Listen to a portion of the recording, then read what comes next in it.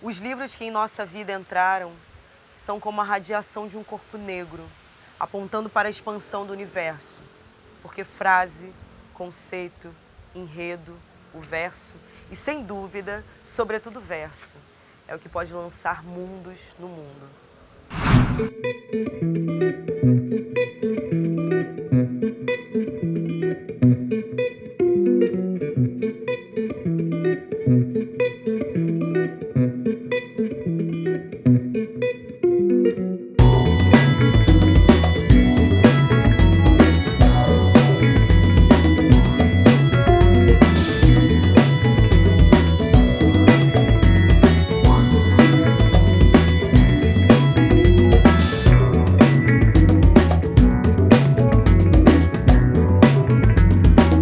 Esse é mais um programa Papo na Laje. Eu sou a Dani Câmara, estou aqui diretamente do Ilê Axé Egiomi para gravar mais um programa. Vem com a gente.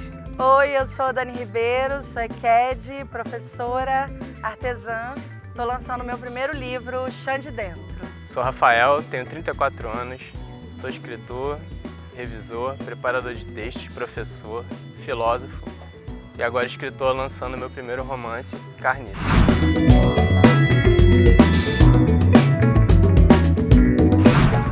Carniça é um romance sobre um núcleo familiar de uma mãe e seus 2 filhos, apesar de ter um protagonista bem marcante, que é um entregador de comida por aplicativo, ele rodando pela cidade nos corres dele, tentando sobreviver. Tem a mãe dele, que se chama Vida e ganhou a vida como diarista, fazendo faxinas pelas casas.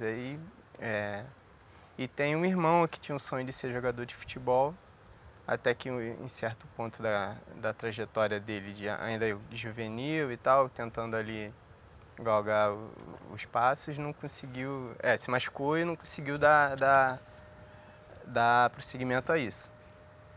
Esse protagonista é marcante porque a gente escuta muito as pessoas que estão recorrendo a esse tipo de trabalho para conseguir sobreviver, ter seu sustento, etc., defender um discurso de liberdade, de não tem patrão, não tem horário, eu trabalho a hora que eu quiser e só depende do meu próprio esforço, o meu salário no final do mês, etc.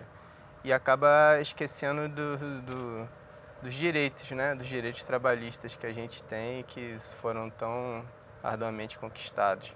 Eu tentei botar isso em perspectiva, lançar algum tipo de olhar crítico dessa posição que vem ocupando cada vez mais espaço no mercado de trabalho. E é isso, e eles vivendo a vida deles e fazendo os corres, o cara de bicicleta para cima e para baixo, pegando pedido, ele vai se afeiçoando a essa atividade, começa a ganhar um dinheiro que ele nunca teve e acha que aquilo tá bom e tal, mas sem saber se ele tropeça ali, cai, quebra o braço, ele fica um tempo sem trabalhar e ele não vai ter sustento, vai ficar duro.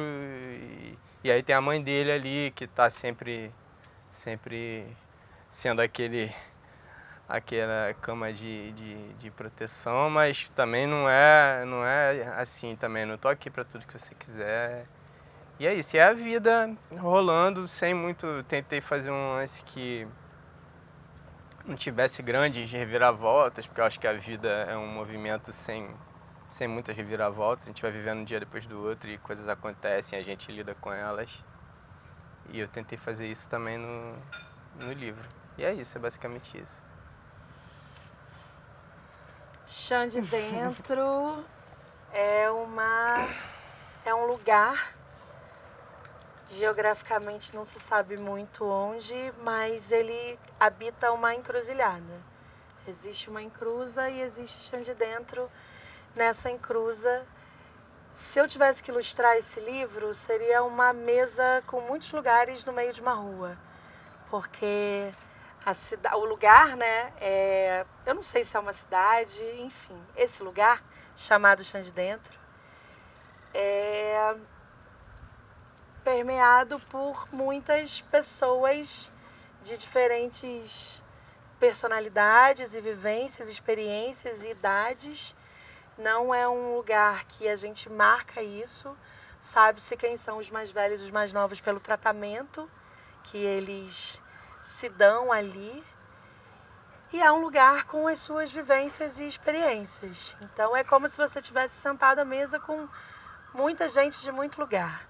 O protagonista, né, a protagonista dessa história é a encruzilhada, é a cidade. E aí esse é um livro dividido em duas partes.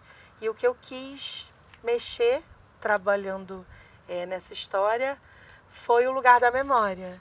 Então, se você pensar quem foi a primeira Dani Câmara que habitou o mundo e o que você carrega de todas essas pessoas que vêm junto com você para te constituir hoje.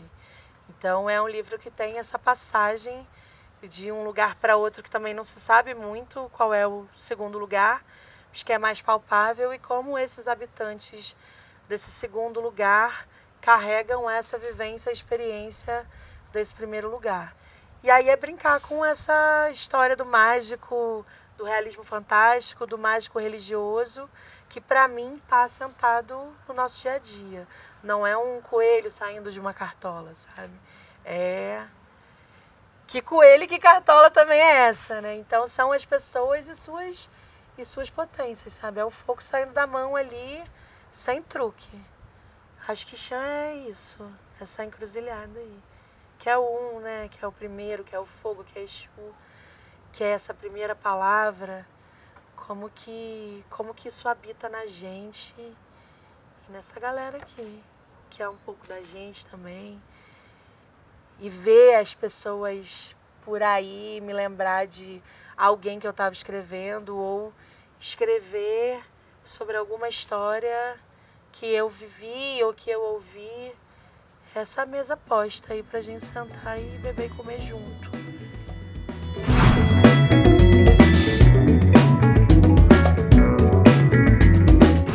E aí, vendo, né, esses dois trabalhos aqui na mão de vocês, fico pensando nos desafios, né, dessa produção e de como se dá esse convite também, né? Eu sei que essa escrita também se dá por um convite muito específico e queria que vocês falassem um pouquinho sobre esse processo, como ele se deu. Tá, o processo foi no meio da pandemia, para começar, e veio um convite para produzir um romance em 3 meses. O tema é livre, mas a partir desse arcabouço favelofágico que a gente falou, e tinha um desafio também que, para mim, pessoalmente, foi um desafio que eu nunca tinha escrito nessa chave, que a história tivesse algum toque de humor, alguma graça, não fosse um lance muito pesado, que tocasse na violência, como uma protagonista da história do periférico, como é tão disseminado e tal. Tem seu espaço, claro, tem seu valor, mas a gente queria ir em outra chave. E aí foi isso, 3 meses para você escrever um romance. Tem uma bolsa, aí pô, maneiro, tem uma bolsa, ganho mal, vou ganhar alguma adenda na renda. Já é um estímulo, pra gente que é trabalhador, a gente sabe que ter uma adenda na renda é um estímulo, um senhor estímulo. E ainda fazer o que eu gosto. Não vou nem falar que eu faria sem ganhar nada, mas quando falaram que eu ia ganhar, pô, show. E aí foi isso, 3 meses para escrever um romance. Eu, porra, nunca fiz isso na minha vida. Que eu vou... tá aí o desafio. Que ferramentas eu vou acessar para conseguir fazer isso. Eu recorri a uma ideia que eu já tinha anotado, assim, um personagem com quem eu cruzei, um entregador que me ligou. Eu falei que eu morava na subida, ele pediu uma ajuda. Pediu uma ajuda não, falou que estava ruim para ele, eu falei, eu desço aí, pego contigo e tal. Isso me marcou, mas sem pensar que fosse uma história. Mas nessa hora de vamos escrever um romance, isso aí veio. Então vou escrever sobre essa realidade do precariado, que é o que está tão marcante hoje em dia. E aí recorri a personagens que eu já tinha escrito em contos. Que eu falei, isso vai me facilitar, porque eu já conheço esse personagem. No caso, o irmão jogador de futebol e a mãe a vida. Já conheço esses personagens, tem alguma coisa sobre eles. vou botar eles nesse romance. Como? Aí virou esse núcleo familiar. Eu peguei os contos que eu já tinha e adaptei eles. Eles viraram capítulos desse livro, que eu vou dedicando capítulos a cada personagem e eles vão se entrelaçando assim, conforme a coisa vai acontecendo, vou voltando no tempo, indo na frente, enfim. E aí foi isso, tive esse trunfo, peguei uns contos que eu tinha e vou usar eles, mas aí no fim eu usei pouca coisa, mais o personagem do que a história que eu já tinha nos contos. E foi isso, aí fui entrelaçando eles com reuniões quinzenais com os editores, com o Felipe e com a Michele. A gente ia trocando ideias sobre o caminho que o romance ia tomando e eles davam sugestões, eu acatava ou discordava, e era isso, era troca de ideia. Até chegar, no fim, os 3 meses viraram quase um ano desse processo, mas a escrita grossa mesmo deve ter durado uns 5, 6. Já não tinha bolsa, a bolsa ficou nos 3 meses. E foi isso, até chegar num ponto que eu achei que a história tinha acabado mesmo. Eu até tinha me proposto a escrever mais, mas eu cheguei num ponto que não, aqui acabou, já disse que eu queria dizer, chega e tal. Chegamos a esse comum acordo. E foi isso, foi um ponto final e eu adorei a experiência, foi incrível. E ver agora na mão assim, tá lançando, é muito legal. Esse personagem que cruza a cidade, né? Você estava me contando que você se inspirou, de fato, numa pessoa que foi entregar uma coisa na sua casa, né? Que cruzou comigo, assim. Ele vinha pedalando, era de noite, ele tocou o telefone, eu atendi. Aí ele falou, pô, aí a subida? Aí eu já maldei que ele tava de bicicleta, porque eu e minha companheira temos esse papo, pô, se o cara vier de bicicleta aqui não é legal, eu evito pedir comida por esses aplicativos. Mas nessa noite a gente pediu e tal. Aí quando o cara falou isso, eu já tava meio que preparado para isso acontecer, um cara de bicicleta lá e se sentir muito cansado, desafiado, etc. Aí eu falei, eu vou embaixo, eu encontro contigo. Aí o cara mais pediu desculpa do que agradeceu. Isso me marcou e linkou com um monte de coisa que a gente lê, né? A gente está lendo notícias, a gente vê o quanto os entregadores estão sendo importantes na pandemia e quanta gente está tendo que recorrer a isso para ter alguma comida na mesa. E ao mesmo tempo como esses corpos estão totalmente explorados, né? Totalmente explorados. Trabalhando, enfim, muitas horas para conseguir dar conta, né, dessa tarefa, ao mesmo tempo levar o alimento para casa.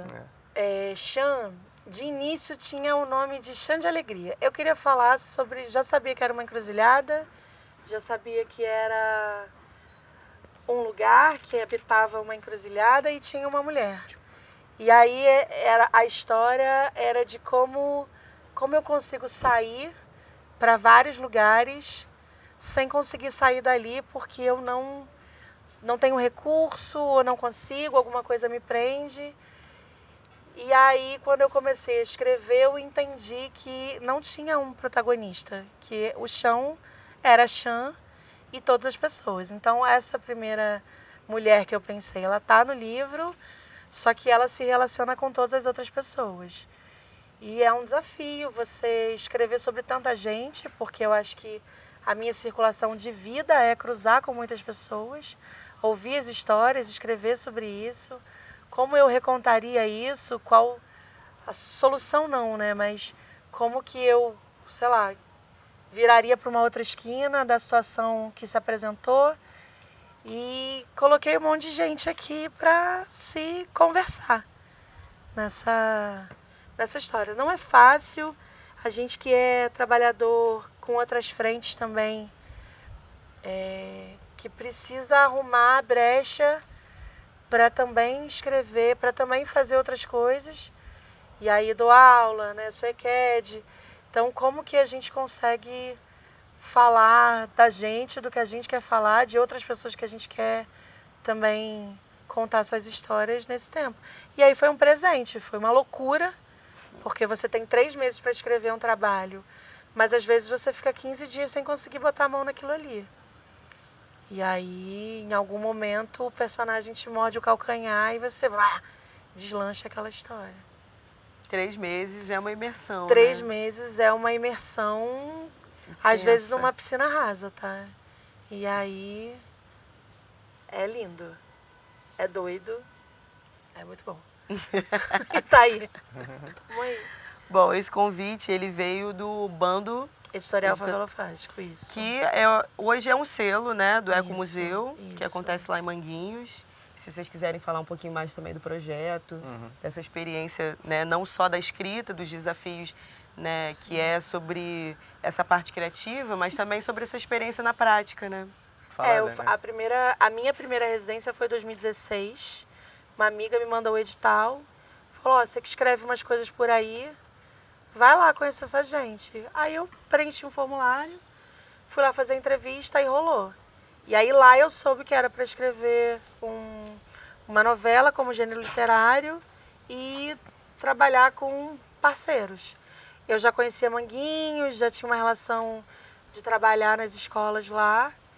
E esse trajeto também sempre me foi muito caloroso no sentido do que eu colhi ali do lugar, das pessoas e das pessoas ouvirem também minhas histórias. E aí a gente escreveu Erva de Santa Maria, que foi essa novela. E depois disso veio o convite para fazer essa outra residência. Eu acredito nesse projeto da Favelofagia como entrega mesmo, sabe? Festejo do que se tem, celebrar o que se tem ali e nos lugares que a gente consegue passar com esse trabalho.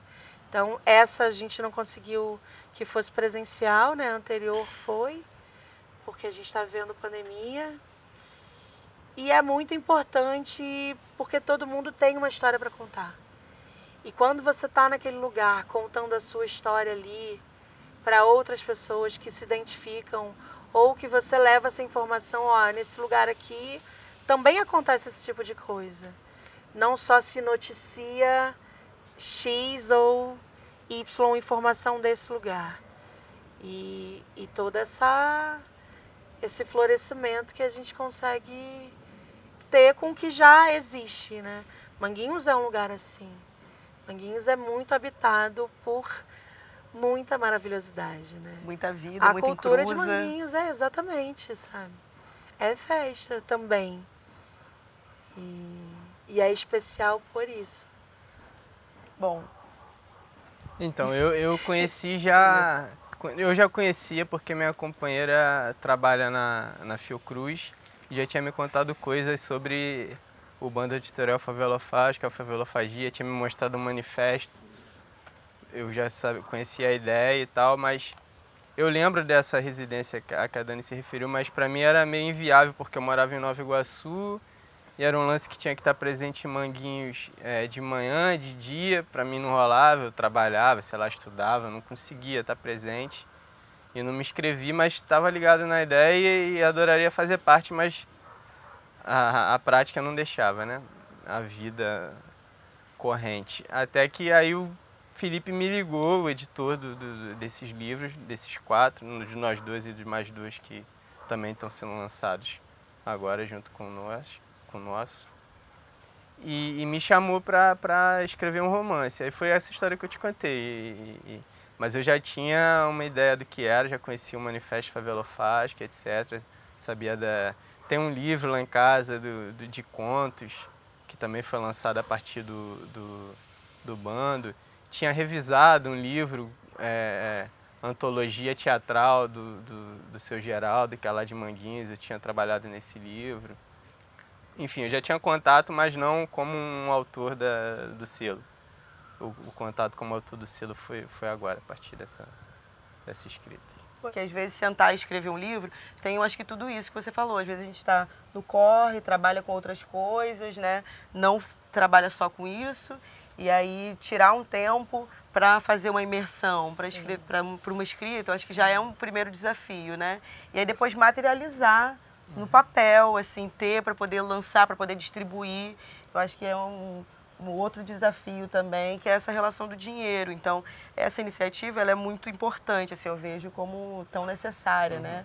para que essas narrativas, essas histórias que a gente está falando aqui, que são histórias tão nossas, cheguem nas mãos de outras pessoas, né, para que circulem. Sim. Se de fato, quando você não tem grana, não chega, né? Ainda mais que é um romance. E aí, enfim, não sei se vocês querem falar um pouquinho sobre isso também. Tem pontos muito altos assim nesse trabalho, né? Que é, por exemplo, você fazer uma sessão literária com pessoas que têm o que nos une é a literatura e a gente trabalha com coisas diferentes. Então, o seu Geraldo já trabalha com teatro há muitos anos. E aí ele falou sobre chão de uma perspectiva de um açougueiro. E isso foi muito maravilhoso. A gente tem a Darcília, que trabalha como terceirizada, e aí tem a Codazzi, que é transista. Essas pessoas pegam trechos dos livros que a gente escreve, e leem aquilo e trazem suas impressões. E é isso, sabe? É coletivo. E é a galera que mora ali contando, porque interessa para elas esse tipo de leitura, né? Então, tem esse lugar também que é muito político, realmente, desse trabalho que a gente está fazendo. E esses encontros, né? O Daniel, que está lançando Tudo que Prometi Ser, Tudo que Prometi Ser, né? Foi meu editor na minha primeira residência. E aí agora, dividir esse lugar com um cara que eu admiro muito o que escreve, dar continuidade a isso. São muitas importâncias. Você falou dessas sessões, eu lembrei de um lance que aconteceu. As sessões eram... A gente ainda estava no processo, estava escrevendo, e os moradores lá, alguns selecionados moradores de Manguinhos, críticos do nosso... foram convidados para serem críticos dos nossos textos. De algumas páginas, porque ainda não estava pronto tudo. Isso já é, né? Já é um... Aí fomos lá, tal, sentamos, estava todo mundo com o nosso texto impresso na mão. Aí tinha um rapaz lá, que eu não conhecia e tal, veio falar comigo, perguntou se é o Rafael e tal. Professor, pô, cara, gostei muito do seu texto e tal. Sabe por quê? Eu trabalho com entrega aqui na favela. É o Caio. É o Caio, pronto. Aí o Caio falou, pô, cara, eu gostei muito, eu trabalho aqui de entrega. Pra mim, ali foi o momento que eu ganhei o selo de qualidade. Porque eu nunca trabalhei com isso e tal. Aí uma senhora que tava ali falou que tava me tratando como se eu fosse um entregador. Ah, vocês são muito importantes aqui na favela e tal. Pô, vocês são essenciais agora, tem que ser valorizado mesmo. Pô. Nem falei nada, não falei, não sou eu não, tá, deixa ela achar que eu sou. Ou seja... Como bateu. Bateu. Ali foi, ela, né? não tô fazendo cagada aqui, tá ficando maneiro. A gente escreve pra gente aqui, né? Então, é isso, assim. As pessoas se reveriam ao livro como ela, a cidade, né? O rio como a água. Então, é muito justo, assim, é muito importante. Pensando nessa relação do dinheiro, produção, né, distribuição, vocês tinham essa perspectiva ou era tipo muito distante de escrever um livro agora, sei lá, 2022, ou sei lá, seria algo distante para vocês? A gente quer escrever, mas quando chega uma proposta dessa, eu quero escrever enquanto eu puder escrever. Mas assim, né, num projeto, com gente também dando contorno, sabe? Com suas outras experiências. Isso que você falou me lembrou de uns lançamentos que a gente fez em Cascadura, no Bar do Papa, subúrbio do Rio de Janeiro. Muitos amigos, assim, saindo sem o livro porque não tinham grana ali para pagar. Eu falei, não, isso é uma distribuição gratuita, isso é um projeto. Então, essa importância também de afirmar esse lugar da literatura, ter necessidade de ir para qualquer lugar, sabe? E nesse movimento também, né, de que é ótimo você receber, enfim. Só que o acesso, como é que se dá esse acesso? Então, esse primeiro acesso, nesse formato, e aí as pessoas denunciam pelo modo como elas tratam isso. esses sintomas, né? Você não pega o livro porque você não tem grana. Não, olha só, leva lá, vai ler. É assim. E aí essas bibliotecas, enfim, tudo está cruzado, né? Nesse lugar dessa frente aí que a gente tenta engrossar o caldo, né? Com outras pessoas. Eu confesso que se não fosse esse convite, escrever um romance em si, no momento, eu não ia parar para pensar em escrever um romance. Eu tive que ter esse empurrão, tipo, um convite e tal, vamos escrever. Eu escrevi meus contos, assim, frequentemente, mas espaçadamente. Eu sabia que tinha algum valor, porque algumas pessoas que eu respeito e que circulam no meio literário achavam bons e tal. Mas eu, por mim, parar e sentar, vou escrever um romance. 6 horas, trabalhei, acordei 8, tal, sentei. 6 horas, parei. Sentar, ainda vou tomar um banho e sentar de novo para fazer arte, escrever literatura. Confesso que eu sou preguiçoso e não ia sair. Mas quando veio essa proposta e tal, esse estímulo financeiro e envolvendo essa favelofagia, que era um lance que eu já conhecia, que eu achava foda. Aí eu, vamos fazer, claro.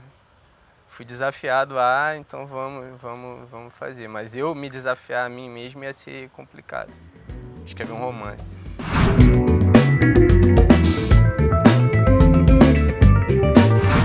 Qual o meu sonho? Bom, viver uma vida que eu tenha mais tempo para fazer as coisas que me dão prazer. Só isso. Meu sonho é viver das coisas que saem da minha mão, das minhas mãos e da minha boca. Se eu puder ter saúde para encaminhar a arte e a educação que fazem parte do chão onde eu piso, é isso que eu quero, desejo e compartilhar isso. Que outros lugares me preencham e que eu possa também compartilhar da minha experiência. Meu sonho.